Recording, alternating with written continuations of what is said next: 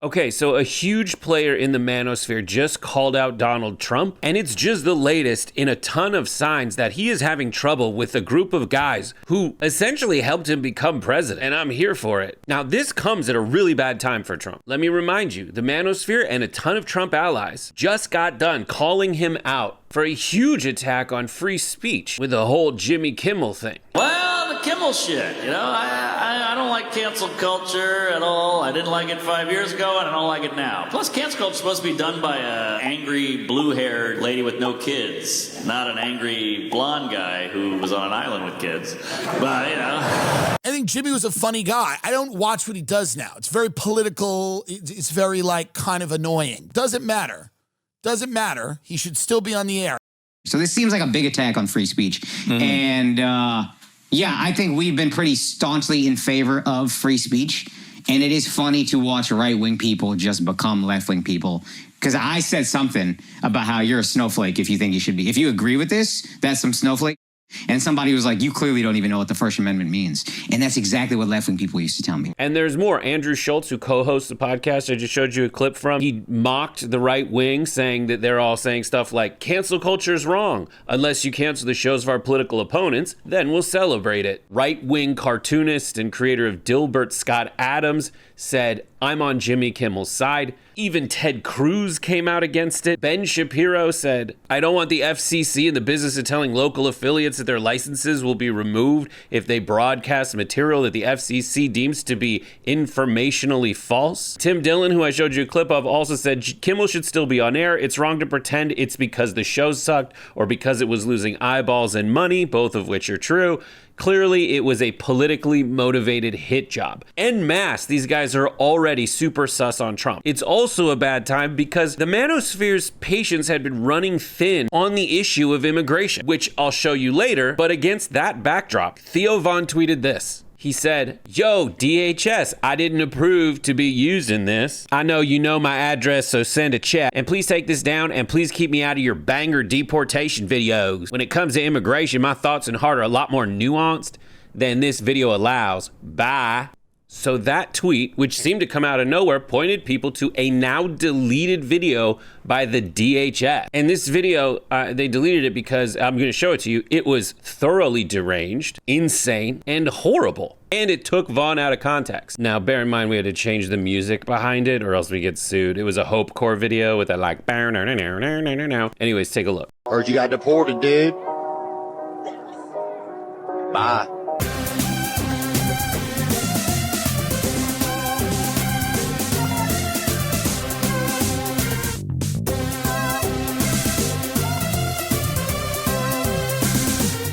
They simply stopped coming. They're not coming anymore. We're getting a lot of credit, but they're not coming anymore.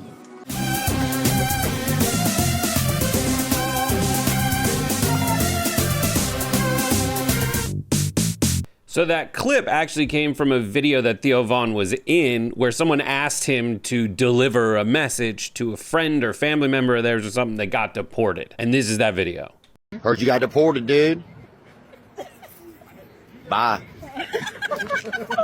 Now, as you could see, it was all in good fun and everybody was laughing in the original video, right? As a comedian would say, it played in the room. It's dark humor, but it worked. The audience loved it. And if you're not okay with that humor, you're kind of part of the reason that the left can't come together. I can't say it any other way, but that's okay. We'll deal with it. But Theo Von is angry because Trump's team seems to have taken his original joke out of context. And it exposes that Trump thinks he's bros with these guys. And so do all the weird social media whack jobs that are making videos like this for the Department of Homeland Security. Which, if the Department of War is any indication, they're probably gonna change DHS to like the GTFO. But Von pushed back, as I showed you, jokingly asking for royalties, but then very seriously pointing out that he would like to be removed from this narrative because Trump is mischaracterizing him. He mentions in that tweet I showed you that his views on the subject are more nuanced than that. And here's a taste of his opinion. Obviously, there's a lot of deportations going on. It's sick when you see like children crying and people being taken from their parents. It's heartbreaking. We're just coming off a huge influx of people that were just let into the country during the last political administration. We've had Border Patrol agents on, it's undeniable. A lot of them are not even from Mexico. A lot of them are not laborers that were just coming over for fruit season or for farming season and then coming back. A lot of them are not that. So, when Trump he's heavy-handed. That's who he is, right? We've also had a broken system for a long time. So when the hammer starts to come down, or the guillotine as this is, it's not going to be comfortable. Now, I got a couple issues with what he just said. Like, who else is heavy-handed? Dictators. And what I would not like to have happen? Two families, and I think Theo Von would agree, the hammer to come down on them. Usually, a hammer comes down on the nail you're trying to hit, not a father of four who's lived in America for 20 years and paid taxes the whole time. Here's more of Theo's take. There needs to be a way, and I believe wholeheartedly, there needs to be a way where people who are productive citizens are allowed to get amnesty or create a path for them to have citizenship. I believe that, undeniably. There's also people who are like, well, when someone says they shouldn't be in our country, right? You hear that, they shouldn't be in our country. Well, this is our land, right? I believe that our land is still, that America is still fully entrenched by the ghosts of pain from what happened to Native American people. I believe that, right? I believe that the land doesn't forget. I believe that. I don't believe that we've made amends to those situations. Those are just some thoughts, and I don't have any perfect answer for you. And if you're coming to me for some perfect answer, go to yourself. What is your thought?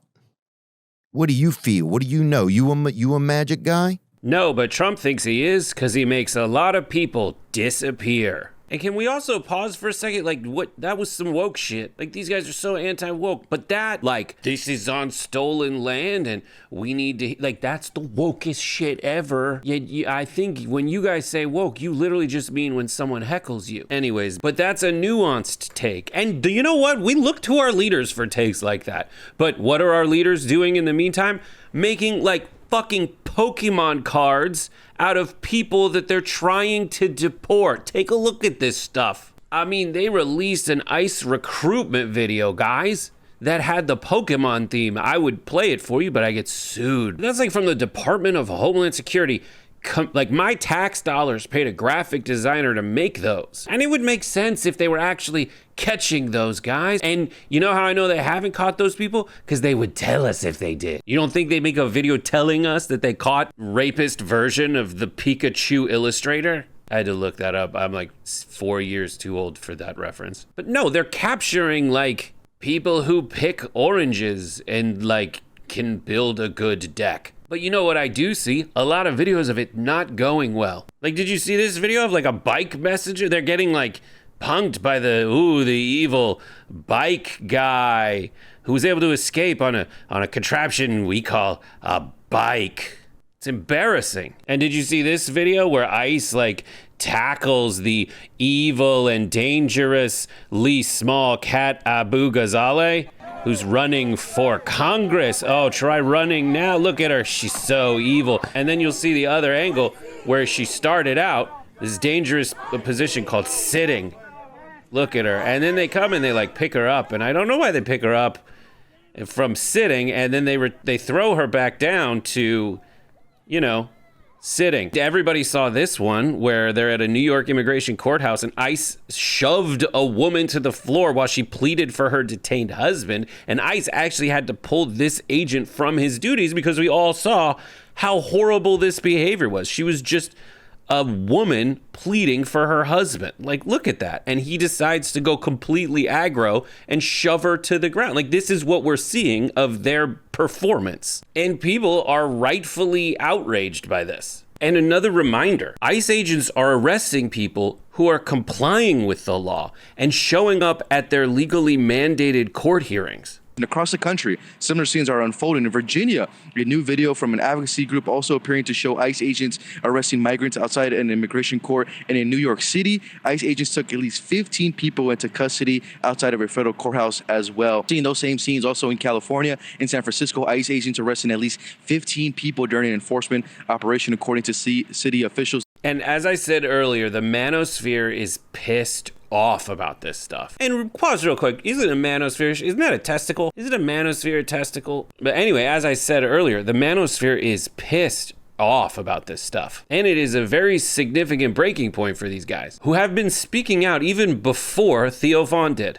It was in reaction to some of the ICE raids. Right. I mean, it was a visceral reaction that a lot of people had. The idea of people just showing up and pulling people out of schools and pulling people out of Home Depot and pulling people that were just hardworking people that maybe snuck over here because they didn't have a legal way to get over here. But since they've been here, they've been good people and they're a part of communities. And that's what freaks people out, because when people thought about ICE, they thought, great, we're going to get rid of the gang members. They didn't think, great, you're going to get rid of a landscaper. Now you have this insane policy where they're going to Home Depot and rounding people up, and it's kind of scary, and people that are American citizens. Yeah, because people have been here a long time, and Yeah. And then you're rounding people up. It is scary, but it's like a response to it's that massive influx. Yeah, it's an overcorrection, right? And it's also like they have a mandate, I think, of like 3,000 people a day they want to deport. Just you're gonna a bunch of people that are totally innocent are gonna get caught up in that. And they have been, right? They have been. Right. A lot of people that have green cards, a lot of people that are supposed to be over here. And then they're kicking students out that like write articles they don't like. Yeah, that's nuts. Crazy. Yeah. I've said, like Rogan and other people, that the immigration raids that are random are pretty barbaric. And I think they will ultimately lose support for Trump and the idea of having a secure border, which I think is an important thing. But because they are random, you're collecting people that are law-abiding, that have been in the country a very long time, that have committed no crime. You're picking people up in church parking lots at high school graduations. It's inhumane. And I think a lot of people feel that way. But in fairness to the Trump team, they did think of this and say, what if we put them all in a prison surrounded by alligators? Would that make it feel more humane? So people have had it. And I've left a lot of the ends of these clips in so you can see that the manosphere does have a nuanced take and they are trying to see both sides. And even still, they're saying like, yo, Trump is going too far. And the pressure's kind of working. The Trump administration took down the Theo Von video. You can't find that post anymore. And it's wildly impressive that people are speaking out about this, because it is my contention, sadly, cynical as I am, it is my contention that people don't care about immigrants at all. I mean, yes, you can confront them on the issue. You start asking them questions and you're like, don't you think people should have a chance to make it the way, unless you're a descendant of slaves or Native Americans, your grandparents did? They'll say, yes, obviously. Doesn't the Statue of Liberty say, give me your tired, your poor, your huddled masses yearning to breathe free? And they'd say, I assume so. That sounds very confident the way you said that. But they'll say that in that conversation. But really, their day-to-day, they really don't give a crap about anyone who isn't them or their families, right? And typically with those people, we're playing whack-a-mole because Fox News freaks them out and gets them to poke their head up and be like, kill the immigrants. And they go, and we have to knock it down with reason and good judgment and good thoughts. But really, people do not care about immigrants. The upside is they do care about injustice, and they're seeing injustice. They do care about cruelty, and they're seeing cruelty. And most of all, they care about their pocketbooks. And this immigration policy has raised a lot of prices, both for consumers and for farmers, who then pass it on to consumers. It's great. And then the farmers have to be bailed out, which we pay for through tariffs, apparently, which I pay for. Did I say I pay for that? We pay for it all. It's awesome. Tariffs literally only ever make prices go up unless you can convince people to eliminate their tariffs, which Trump really hasn't done. I mean, a devastating report came from the Bureau of Labor Statistics, which reported Thursday a whopping 38.9% increase in wholesale dry and fresh vegetable prices from June to July. And who knows where we go from here, especially as Trump is firing people who make reports like that, because frequently the reports include statistics he doesn't like. Now, what do we need to do? We need to raise awareness about this, share the videos when ICE does horrible stuff, and the Democrats kind of need to offer an alternative, which hasn't happened yet, and we definitely need to work on. The other thing you need to do is watch Happy Half Hour, which I'm in like 3 Wednesdays every month at 5:30 p.m. Pacific at twitch.tv/TYT, and subscribe and watch all my videos. I'll keep an eye on the manosphere from the outside because none of them are my friends. I mean, I had one of them on my show. That was a long time ago. So we'll see how it goes. Bye. It's like 500 degrees in here.